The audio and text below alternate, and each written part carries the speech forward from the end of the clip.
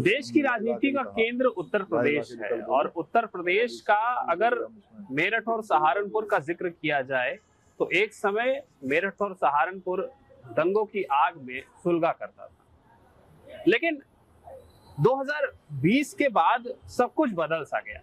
2020 तक वहां पर एक ऐसी स्थिति बनी हुई थी जो कहीं ना कहीं देश को या फिर देश के साथ साथ उत्तर प्रदेश के नागरिकों के लिए काफी समस्या भरी थी।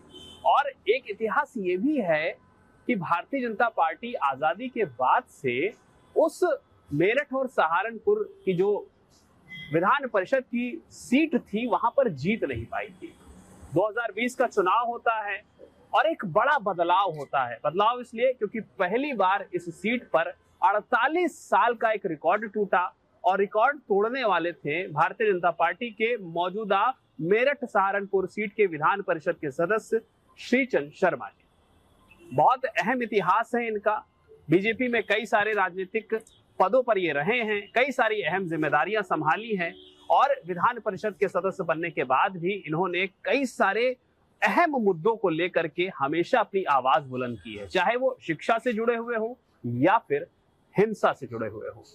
नमस्कार, टीएनपी न्यूज के खास कार्यक्रम खास लोग खास बात में आपका एक बार फिर से बहुत स्वागत है। और आज एक और बहुत अहम मेहमान हमारे साथ मौजूद हैं जिनके इतिहास के बारे में अभी मैंने आपको थोड़ा सा जरूर बताया है, लेकिन अब उनसे जानेंगे कि आखिर उनकी क्या कहानी रही है और कहानी में जब वो उस किरदार में आए तो किरदार में आने के बाद उस कहानी में कितना बदलाव आया और कितना बदलाव आने वाला है। लेकिन सबसे पहले अपने मेहमान श्रीचंद शर्मा जी का स्वागत करेंगे अपने इस कार्यक्रम में। सर, आपका बहुत बहुत स्वागत है टीएनपी न्यूज पर। धन्यवाद सर, ये जो हमारा कार्यक्रम है, हम प्रयास करते हैं कि कुछ ऐसे लोगों से जनता को रूबरू कराएं जो कहीं ना कहीं समाज में बदलाव लाने का प्रयास कर रहे हैं। और आपने तो वो बदलाव ला दिया जो कि बीजेपी के लिए बहुत ही टेढ़ी खीर था। 48 साल का एक सूखा जो था मेरठ सहारनपुर की सीट पर, वो सूखा खत्म कर दिया, विधान परिषद सदस्य बने। कैसी थी वो लड़ाई, वो जानेंगे, लेकिन उसके पहले ये जान लेना जरूरी है कि श्रीचंद शर्मा कौन है, जन्म कहाँ हुआ, परिवार कैसा था और पढ़ाई लिखाई में कैसे थे। ऐसा है, मेरा जन्म हुआ गौतम बुद्ध नगर जनपद में, जो ग्रेटर नोएडा वाला क्षेत्र है। वहाँ पर दादरी के पास में धूममानीपुर गांव पड़ता है, वहाँ का रहने वाला हूँ। वहीं पर मेरा जन्म हुआ। प्राथमिक शिक्षा भी मेरी वहीं पर हुई है और वहीं पर मैं शिक्षक भी रहा, संस्कृत शिक्षक, और अपना विद्यालय भी है केशव माधव करके। तो वहाँ से हमने अपना सफर शुरू किया। मैं राष्ट्रीय स्वयंसेवक संघ का जिला प्रचार प्रमुख रहा। पहली शुरुआत मेरी संघ में ही हुई। मैं तो इस नाते उसमें लगा था कि हमारी धर्म संस्कृति की रक्षा के लिए आरएसएस से ज्यादा अच्छा कोई संगठन हो नहीं सकता। ये सोच के केवल संघ में काम करना शुरू किया था।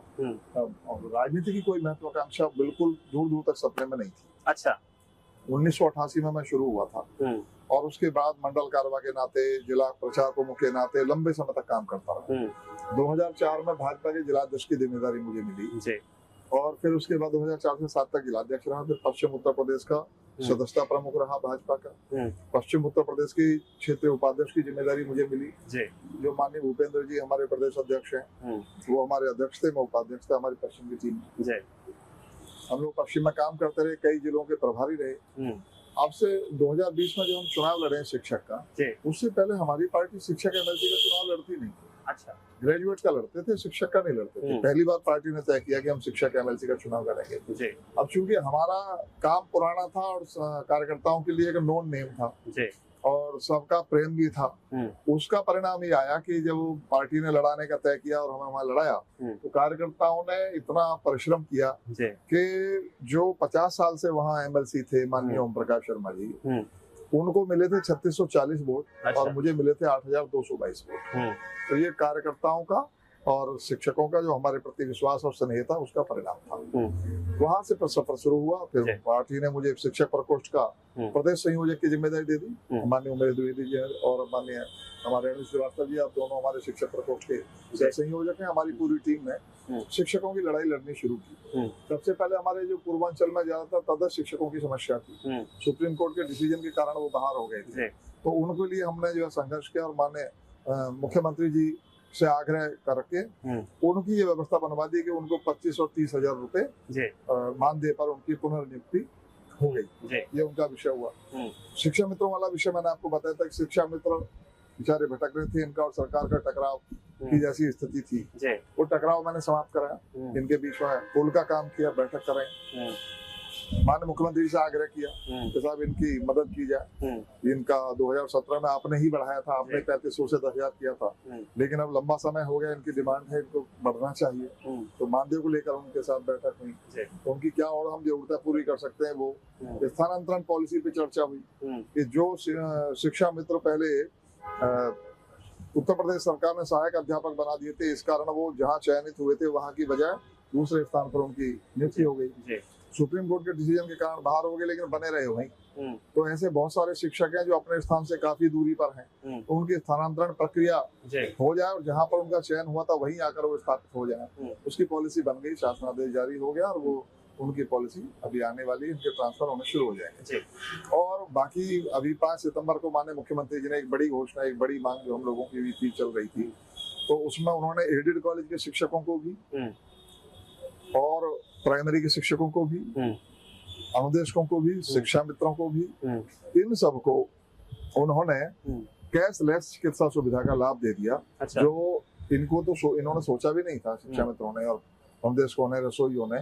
और इनके साथ साथ वित्त विहीन के शिक्षक, हमारे वित्त विहीन के शिक्षकों के भी, हमारे माननीय उमेश द्विवेदी जी तो लंबे समय तक वित्त विहीन की लड़ाई लड़ते रहे हैं, तो वित्त विहीन के शिक्षकों को भी कैशलेस चिकित्सा सुविधा माननीय मुख्यमंत्री जी ने दे दी। एक बड़ा काम माननीय मुख्यमंत्री जी ने किया है। और सबसे बड़ा काम तो हमारी सरकार ने ये किया माननीय मुख्यमंत्री जी ने कि उत्तर प्रदेश में शिक्षकों के चयन में पारदर्शिता लाई और 1,65,000 से ज्यादा शिक्षकों की भर्ती की है।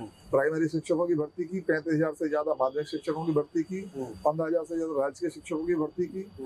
तो तमाम भर्तियां करके उन्होंने एक योग्य शिक्षकों को अवसर दिया है कि वो हमारे प्रदेश की शिक्षा व्यवस्था को ठीक कराएं। ठीक है, हम इस पर आएंगे। जो हमारे एडेड कॉलेज हैं वो प्रबंध कमेटी की प्रॉपर्टी होते हैं, उनमें सरकार कुछ लगा नहीं सकती, लेकिन उनकी जर्जर व्यवस्था को देखते हुए मुख्यमंत्री जी ने 500 करोड़ का फंड बनाया अलंकार योजना के तहत, और उसमें ये बनाया कि प्रबंध समिति 50% लगा दे, 50% हम दे देंगे, तो भवनों को दुरुस्त कर दिया जाएगा। जब देखा कि 50% भी नहीं दे पा रहे तो कह दिया 25% आप लगा दो, 75% हम दे देंगे।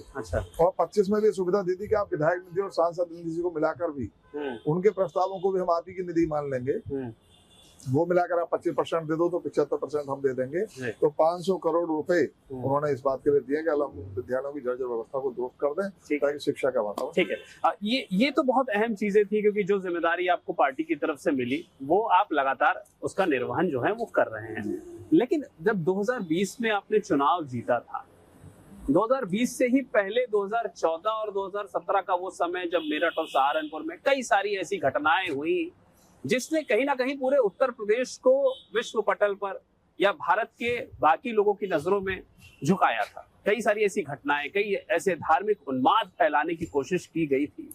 क्या आप मानते हैं कि जब 2020 का आपने चुनाव जीता तो वो एक टर्निंग पॉइंट था? वो भी टर्निंग पॉइंट था और उससे बड़ा टर्निंग पॉइंट था योगी जी की सरकार का बनना। 2017 में जो हमारी योगी जी की सरकार बनी, उसके बाद मैं खुद जिस जनपद से आता हूँ उसमें बहुत बड़ी गुंडई थी, वो सब गुंडई समाप्त हुई है और पूरे प्रदेश की गुंडई समाप्त हुई है। और कौन करता था गुंडई? अब ये तो बहुत लोग जानते हैं कि कौन कौन गुंडई करते थे। मुख्य रूप से तो समाजवादी पार्टी की सरकार के संरक्षण में गुंडे पनपते थे। एक ऐसा गठजोड़ था, गुंडे, पुलिस और नेता, इनका गठजोड़ था। जो कभी आप फिल्मों में देखते हो वैसा तो हकीकत में हमने देखा है। अच्छा, हकीकत में वो सब होता था। कोई घटना ऐसी जो आप बताना चाहें, किसी का जिक्र आप करना चाहें? मैं अपने यहाँ की बताऊं कि मेरे यहाँ के चेयरमैन की हत्या कर दी थी। अच्छा, दादरी में चेयरमैन जो हमारे थे, गीता पंडित के पति थे, विजय पंडित, हमारा पार्टी के जिला उपाध्यक्ष भी था, उसकी हत्या कर दी थी। उसमें हमने आंदोलन चलाया, आंदोलन के बाद हमारी जान को खतरा पैदा हो गया था। तो बहुत सारे ऐसे, पश्चिम में तो एक गढ़ सा बन गया था। और पूर्वांचल का भी आपको पता है, यहाँ अतीक अहमद जैसे और मुख्तार अंसारी जैसे गुंडे क्या करते थे, ये लोग सरकारें चलाने का काम करते थे, सरकारों को बदलने का काम करते थे। वो सारी संस्कृति को बदलने का काम आज योगी जी ने किया है। एक स्वच्छ शासन और प्रशासन कैसा होता है वो देने का काम किया है। लेकिन बेटियां आज निष्पक्ष भाव से बाजार जाती है बिना किसी चिंता के। आप जिसे संस्कृति कह रहे हैं, वही विपक्षी दल उस चीज को ये कह रहा है कि कहीं ना कहीं सरकार ये प्रयास कर रही है कि हिंदू मुस्लिम के बीच में दूरियां बढ़े। अखिलेश यादव ये कहते हुए नजर आते हैं कि मुस्लिम व्यापार नहीं कर पा रहा है, मुस्लिम अपने त्योहार नहीं मना पा रहा है। अभी बरेली की घटना हमारे सामने आई और उसके बाद भी अखिलेश यादव ने कहा कि जो भी चीजें बरेली में घटी हैं अगर शांति से और सौहार्द से निपटाया जाए, मिलजुल करके निपटाया जाए, तो ऐसी घटनाएं ना हो। देखिए, अखिलेश यादव जी का जो विजन है ना, वो लंबा विजन नहीं है, वो लंबा सोचते नहीं, वो शॉर्ट काल सोचते हैं, सूक्ष्म। लोगों को कैसे, उनकी भावनाओं को कैश किया जाए, कैसे उनको अपने काम में लगा लिया जाए, केवल इतना सोचते हैं। दीर्घकालिक सोच उनकी नहीं है। अच्छा। समाज को लंबे समय तक आपको लेके चलना है तो उन्माद समाप्त करना होगा।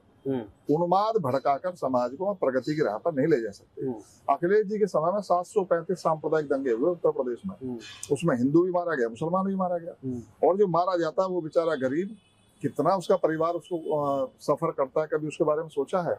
योगी जी के समय में एक सांप्रदायिक दंगा बता दीजिए। इसमें हिंदू भी सुरक्षित है, मुसलमान भी सुरक्षित है। जो उन्माद भड़काने वाले लोग हैं उनका इलाज जरूर हो रहा है, होना चाहिए, जबरदस्त इलाज होना चाहिए।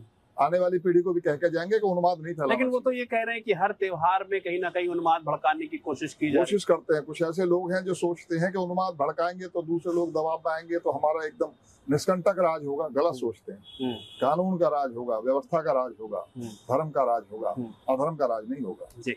शिक्षा से जुड़ा हुआ काम तो आपने काफी कुछ किया है, लेकिन सदन का वो दिन भी याद है जब आपने सदन में एक हिंसा को लेकर के बयान दिया था और उसके बाद मुख्यमंत्री जी को पत्र लिखा था। उसकी रिपोर्ट आई, रिपोर्ट देखने के बाद सबकी आंखें फटी रह गई थी कि भाई ये क्या हो गया है उत्तर प्रदेश के उस जिले में। क्या था पूरा प्रकरण? ये आपने सही विषय लिया। 1978 में संभल के अंदर एक तरफा, वो दंगा नहीं था, एक तरफा हिंसा हुई। अच्छा।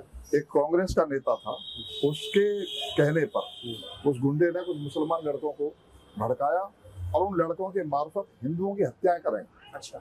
1978 में 184 हिंदू मारे गए, और इतनी नृशंस हत्याकांड कि ये नहीं कि चलो गोली मार दी तो कम पीड़ा झेली उसने, लेकिन उनको लेकर भट्टी में झोंक देना, जिस कमरे में वो फिरे हुए थे, इकट्ठे थे, उसमें तेल छिड़ककर आग लगा देना।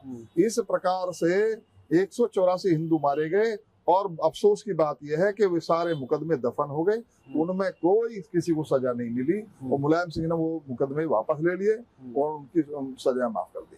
किसी पर कोई कार्रवाई नहीं हुई। अभी जब हमारी सरकार आई और हमने ये सब विषय उठाए और उसके बाद हमारे मुख्यमंत्री जी ने उसका संज्ञान कड़ाई पूर्वक लिया, तो वहां पर एक सैनी परिवार था जिसके बाबा को मार दिया गया था, उसकी जमीन पर एक ने कब्जा करके वो मदरसा बना लिया था। उसके पोते बेचारे ठेली लगाकर काम किया करते थे। उन्होंने कंप्लेंट दी एसडीएम को, तो जब एसडीएम ने वहां जाकर उनकी जमीन का कब्जा दिलवाया और वो अवैध मदरसा हटवाया, और आज उनको बेचारों को जमीन मिली है। तो ऐसे लोगों को वहां से पलायन हुआ, और इतने नृशंस हत्याकांड की भी जांच होने की बजाय उसको बंद कर दिया गया, दफन कर दिया गया। ये बड़ा दुर्भाग्य था, और बड़ा क्षोभजनक और पीड़ादायक था। इसलिए मैंने उस विषय को सदन में उठाया था। आप किसको आरोपी मानते हैं कि किसने ये सब करने की कोशिश की, किसके संरक्षण में ये सब होने का प्रयास किया गया था? देखिए, उस समय वो व्यक्ति तो कांग्रेस का था, लेकिन उस समय एक समृद्ध सरकार यहाँ चल रही थी, तो उस समय मुलायम सिंह भी मंत्री थे और भी कई लोग थे। जांच का विषय, अब जांच होके आई है तो आपके सामने सब चीजें आ जाएंगी कि किस किस की उसमें क्या भूमिका थी, वो सदन में रखी जाएगी। जांच आ गई होके तो उसमें बहुत सारे लोगों की जो भूमिका निकल के आएगी। लेकिन सबसे ज्यादा दुर्भाग्यजनक ये है कि ऐसे हत्याकांडों को, जहाँ हिंदू मारा जाता है उसकी कोई चर्चा नहीं होती। एक आध कांड हो जाए तो उसकी बहुत दूर तक मॉब लिंचिंग कहा जाएगा, उसे इंटॉलरेंस कहा जाएगा, लेकिन ये इंटॉलरेंस नहीं है। तो ये केवल इसलिए उसने वो दंगे भड़काए कि वहाँ के डिग्री कॉलेज में उसी कार्यकारिणी में प्रबंध समिति में सदस्य बनना चाहता था, वो अवसर नहीं मिल रहा था, तो उसने वो दंगा करा दिया, लोगों को मरवा दिया। बाजार जाते हुए लोगों को, निशंस लोगों की हत्या की। जो बेचारे गरीब आदमी अपने बाजार करने आए थे, कोई हथियार नहीं था उनका, कोई वो लड़ने के लिए तो आए नहीं थे, उनकी हत्या की गई। ऐसे दुर्भाग्यजनक घटनाक्रमों पर योगी जी ने संज्ञान लिया है और कार्रवाई होगी। जी। अखिलेश यादव ने अभी कुछ दिन पहले कुछ मुस्लिम नेताओं के साथ एक प्रेस कॉन्फ्रेंस की थी और उसने साफ तौर पर यह कहा था कि एक दो नहीं, पूरा बदन है छलनी, दर्द परेशान है कि कहां से उठे। मतलब उनका ये कहना है कि जो मुस्लिम है उत्तर प्रदेश का, वो बहुत परेशान है, पीड़ाओं से भरा हुआ है और उसका दर्द निकल ही नहीं पा रहा है। सरकार निकलने की कोशिशें नहीं कर रही है, सरकार ठीक करने की कोशिशें नहीं कर रही है। मैं सच्चाई बताऊं, मेरा क्षेत्र मेरठ सहारनपुर कमिश्नरी पड़ता है। हाँ। गाँवों में जाता हूँ, मैं केवल शिक्षक प्रतिनिधि नहीं हूँ, पहले से पॉलिटिशियन हूँ, तो इसलिए समाज के बीच में रहता हूँ। मुस्लिम इतने खुश हैं, बोले हमारे बच्चों ने खाना कमाना सीख लिया। अच्छा। जो बच्चे केवल उत्पाद करना और जो चोरी चकारी करना या लोगों को तंग करना वही अपना रोजगार समझते थे, वे बेचारे खाने कमाने में, पढ़ने में लग गए। बोले हम तो धन्यवाद देते हैं योगी जी का, उन्होंने हमारे बच्चों को सुधार दिया। मुस्लिमों के वर्ड बता रहा हूँ, उनके बुजुर्गों की ये खुशी है कि हमारे बच्चे खाने कमाने पे लग गए, उनको सही दिशा दे रहे हैं। ये लोग गलत करते हैं, या अखिलेश जो सोचते हैं, या कुछ चंद मौलाना जो समाज को गुमराह करके उन्हें केवल उन्मादी बनाए रखना चाहते हैं, ना ये उनके भले हैं ना समाज के भले हैं, ये गलत कर रहे हैं। इनको सही रास्ते पे आना चाहिए। समाज की सही दिशा यही है कि बच्चों को पढ़ाइए लिखाइए, योग्य बनाइए, ताकि वो देश की तरक्की में अपना योगदान दे सकें। समाज में किसी को भी तकलीफ पहुंचाकर कोई भी सुखी नहीं रह सकता, कोई राष्ट्र तरक्की नहीं कर सकता। इमरान मसूद और शफीकुर रहमान वर्ग के बेटे वो भी सांसद हैं। इसके अलावा समाजवादी पार्टी के कई सारे नेताओं ने ये कहा कि अगर आई लव मोहम्मद लिख दिया जा रहा है या बोल दिया जा रहा है तो उस पर इतना बवाल नहीं होना चाहिए। मैंने आपको अभी थोड़ी देर पहले बताया ना कि ये लोग उन्माद फैलाकर राजनीति करने के ही अभ्यस्त हैं। इन्हें इससे बचना चाहिए। समाज को सही दिशा दें, बच्चों को पढ़ने लिखने पर लगाएं। दुनिया कहाँ पहुंच गई। भारत योगी जी के नेतृत्व, मोदी जी के नेतृत्व में भारत 11वें नंबर से उठ के अब 3रे नंबर पर पहुंचने जा रहा है। जापान को पीछे छोड़ दिया। ऐसे देशों को पीछे छोड़कर भारत आगे बढ़ रहा है। तुम कहाँ अटक रहे हो भाई? दुनिया चांद में पहुंच गई, तुम अभी यहीं अटके रहो। तो इनको समझ आनी चाहिए। मैं तो यही कहूंगा कि भगवान उनको सद्बुद्धि दे। सर 27 का चुनाव करीब है, उसके पहले आप लोगों के भी चुनाव होने हैं। अखिलेश यादव की रणनीति है या विपक्ष की रणनीति है, जिसको इंडिया गठबंधन भी कहा जा रहा है, पिछड़ा दलित अल्पसंख्यक को लेकर के साथ में पीडीए की रणनीति के तहत काम किया जा रहा है। कभी कभी उसमें अगड़ों को जोड़ दिया जाता है और ये भी कहा जाता है कि जो अगड़े हैं वो इस सरकार में सबसे ज्यादा पीड़ित हैं, उनकी बातें नहीं सुनी जा रही। दूसरी चीज, अखिलेश यादव ये भी कह रहे हैं कि डबल इंजन की सरकार है और यही इंजन के जो डब्बे हैं वो आपस में टकरा रहे हैं। कई सारी ऐसी घटनाओं का जिक्र करते हैं जहां पर बीजेपी के नेताओं के बीच में टकराव है और उन टकराव के बारे में वो बताने की कोशिश करते हैं कि आपसी असमंजस है, आप आपस में सामंजस्य नहीं है। वास्तविकता तो ये है कि अभी हमारे जो ये 11 एमएलसीओं के चुनाव होने वाले हैं पूरे प्रदेश में, इस 11 एमएलसी के चुनाव में ही आप देख लेना समाजवादी पार्टी का सुपड़ा साफ होगा। अच्छा। ये 11 की 11 सीट एक तरफा भाजपा जीतेगी।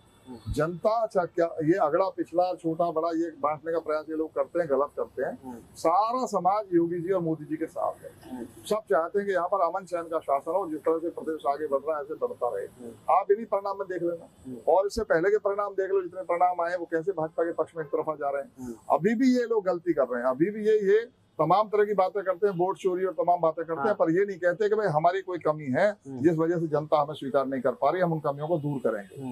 ये 2024 में जो कमी रह गई थी, विषय पर नहीं आते। कह रहे 2024 में जो कमी रह गई थी उस कमी को इस बार पूरा कर दिया जाएगा। और वो तो दिन गिन रहे हैं कि उत्तर प्रदेश में मौजूदा सरकार के इतने दिन बचे हुए हैं। 300 आने वाले समय पर उनको पता लग जाएगा, जनता जवाब दे देगी। जनता जनार्दन एक आध बार भ्रम में आ जाती है, उनके भ्रम में आ गई, वो भ्रम निकल गया, अब जनता इनको सबक सिखा देगी। शिक्षा के क्षेत्र में आपने बहुत काम किया है, अब आगे की क्या रणनीति है? क्योंकि चुनाव भी करीब है, 2027 के भी विधान परिषद के भी चुनाव है, उसका भी जिक्र आपने किया है। और शिक्षा मित्र, अनुदेशक, एक बड़ा जो तबका है वो इससे जुड़ा हुआ है और उनको सबसे ज्यादा उम्मीद आपसे रहती है। क्या आपने तरीका बनाया हुआ है, क्या सुझाव उनको देना चाहेंगे, क्या रणनीति है उसकी? देखिए, मैं पहले ही बताया कि हमने जो उनकी समस्याएं हल कराई हैं वो और भी जो रह गई हैं वो भी हल कराई जाएंगी। योगी जी और मोदी जी का जो विजन है, सबका साथ सबका विकास, इस कारण किसी भी वर्ग को असंतुष्ट नहीं रहने दिया जाएगा। जो उनकी जायज मांगे हैं वो सब पूरी की जाएंगी। किसी को भी, हमारे नागरिक हैं, हम सबका हित साधना हमारा कर्तव्य है। कहीं कोई दूरी, कहीं कोई परेशानी आ रही है तो उसे दूर करने का काम हम लोगों का है, वो हम कर रहे हैं। एक बड़ी परेशानी वो आउटसोर्सिंग को लेकर के भी बोलते हैं कि आउटसोर्सिंग जैसी समस्या है जिससे समाज ग्रसित है, आउटसोर्सिंग में शोषण हो रहा है, हम आएंगे तो आउटसोर्सिंग खत्म कर देंगे, हम आएंगे तो सरकारी नौकरियां देंगे। उन्होंने कितनी नौकरियां दी थी? उनके अखिलेश जी ने खुद कितनी नौकरी दी थी अपने समय में? आप 8.5 लाख से ज्यादा नौकरियां योगी जी दे चुके हैं। और आउटसोर्सिंग वालों के भी वेतन फिक्स कर दिया, कितने से कम वेतन इनको दिया नहीं जाएगा। उनका आयोग बना दिया कि मनमर्जी का नहीं होगा कि कहीं किसी को कुछ दे रहे हैं, कहीं किसी को कुछ दे रहे हैं। निश्चित वेतन देना होगा, उनका रिकॉर्ड रहेगा, उनका भी जीपीएफ और ये सब कटेगा, तो उनको भी पूरी सुविधा दी जाएंगी, उनका पूरा ध्यान रखा जाएगा। तो ये क्या समाज को भड़काने या युवाओं को भड़काने का प्रयास? केवल इतना ही प्रयास उनका है, वो यही करने की कोशिश करते हैं जो गलत है और जनता देखती है। मेरे कितने लोगों को मैंने जाना है जो बच्चे कहते हैं कि हमने कभी सपने में नहीं सोचा था कि हमें गवर्नमेंट जॉब मिल जाएगी, और उनको गवर्नमेंट जॉब योगी जी की सरकार में, भाजपा की सरकार में मिली है। सब साथ में। ठीक है। एक आखिरी सवाल सर आपसे, वोट चोरी का आरोप आप लोगों के ऊपर लगातार लगाया जा रहा है और ये कहा जा रहा है कि वोट चोरी कर करके सरकारें बनाई जा रही हैं, लगातार उसकी रैलियां निकल रही हैं, लगातार यात्राएं निकल रही हैं, लोगों को जागरूक किया जा रहा है बिहार से लेकर के हर जगह तक, उत्तर प्रदेश में भी किया जाएगा। अखिलेश यादव भी बोल रहे हैं। मैं फिर कह रहा हूँ कि ये लोग अभी भी असली मुद्दे पर नहीं आ रहे। ये जनता के मुद्दों के लिए ना तो कभी संघर्ष करते हैं, ना कभी जनता के साथ खड़े होते हैं। कोरोना काल चला था, ये सब दड़बे में छुप गए थे। उस समय भाजपा ही थी जो सड़क पर थी। हमारे भाजपा के कार्यकर्ता सड़क पर थे और गरीबों के लिए भोजन बनवा रहे थे, उनकी चिकित्सा की सुविधा देख रहे थे। हमारे नेताओं ने कह दिया था सेवा ही राजनीति है, सेवा ही संगठन है। न गडकरी जी ने, नड्डा जी ने आदेश जारी किया था कि 5 करोड़ लोगों का प्रतिदिन भोजन उपलब्ध कराएगी भाजपा। वो हम सब ने कराया। हमारे जो ब्लॉक स्तर के नेता थे वो उनके हर एक यहाँ रसोई चलती थी, वो जिद करते थे कि इस बार मेरे यहाँ से खाना जाएगा, मेरे यहाँ से जाएगा। इनका एक उदाहरण बता दो कोई इनमें से आया हो निकल के। जनता की सेवा करना इनका लक्ष्य नहीं, यही गलती है। अब जनता जागरूक हो गई है, वो समझती है, अब शिक्षित हो गई है, वो अपने हित और अहित को पहचानती है। ये कितना ही शोर मचाते रहे, कोई फर्क पड़ने वाला नहीं। कह रहे हैं कि भाजपा ही जमीन कब जाते हैं, ये गलत शब्द है। ये तो वो काम वही करते थे, उनके काम रुक गए इसलिए वो इस बात को कह रहे हैं। वो बेचारे बेरोजगार हो गए, उनका जो धंधा चलता था वो बंद हो गया योगी जी के समय में। यहाँ स्वच्छता की राजनीति चलेगी, जनता सब जानती है। वोट चोरी कौन कर रहा है, दिलों की चोरी कौन कर रहा है। अभी भी आपने देख लिया कर्नाटक में जिस विधायक ने धोखे से जीता था वो हार गया। पुनः काउंटिंग हुई तो भाजपा का प्रत्याशी जीता है। वोट चोरी करने का अभ्यस्त ये है, वोट चोरी ये करते हैं, ये बूथ कैप्चरिंग करते थे। ये इसलिए चाहते थे कि बैलेट पर चुनाव हो ताकि हम बैलेटों को जो है जब्ती कर लें, बैलेट जब्त कर लें या फाड़ दें, आग लगा दें, उनमें बैलेट कर लें। अब ईवीएम पे चुनाव होता है, इनको परेशानी होती है क्योंकि अब निष्पक्ष चुनाव हो रहा है, जनता चुनती है अब सरकारों को, तो ये परेशान हो रहे हैं। ये इनके मुद्दे छोटे हैं और दूर तक जाने वाले नहीं है। ये बहुत छोटा सोचते हैं, लंबा नहीं सोचते, इसलिए ये सब परेशान है, बेकार हैं और अभी भी अपने मूल एजेंडे पे वापस नहीं आ रहे। अपने उस विषय को नहीं समझ रहे हैं कि जो जिस राजनीति से, जिस नीति से भाजपा आगे बढ़ रही है, उस नीति को हम भी अपना सके और हम भी अच्छे आदर्श राजनीति प्रस्तुत कर सके समाज के सामने, वो ये नहीं कर पा रहे हैं। वो कठिन परिश्रम का मार्ग है जिसको लेकर भाजपा चलती है। आजम खान जेल से बाहर आए हैं और वो ये कह रहे हैं कि मैंने तो सिर्फ किताब और पेंसिल मांगी थी, मेरे साथ अन्याय हो गया, 100 से ज्यादा मुकदमे हो गए, मुझे जेल में डाल दिया गया, खत्म करने की कोशिश की गई, कई सारी चीजें वो बोल। देखिए, जो जैसा कर्म करेगा वैसा फल पाएगा। हाँ। जो करेगा वो करेगा, ठीक है ना जी। तो जो अपने कर्मों के, जो उन्होंने कर्म किए उन कर्मों के आगे आ रहे हैं, इसमें क्या कहना है। ठीक है सर, धन्यवाद बहुत बहुत जुड़ने के लिए हमसे और अपने मन की बात और अपनी संघर्षों की बात, अपनी इस अब तक के राजनीतिक सफर के बारे में बताने के लिए बहुत बहुत धन्यवाद। तो साथियों, टीएनपी न्यूज के इस खास कार्यक्रम में आज श्रीचंद शर्मा जी हमारे साथ थे, विधान परिषद के सदस्य हैं और शिक्षकों के लिए लगातार काम कर रहे हैं, युवाओं के लिए लगातार काम कर रहे हैं, जनता के लिए लगातार काम कर रहे हैं। अपने अगले अंक में हम किसी एक नए मेहमान के साथ फिर जुड़ेंगे और उनके भी संघर्ष की गाथा आप तक पहुंचाएंगे।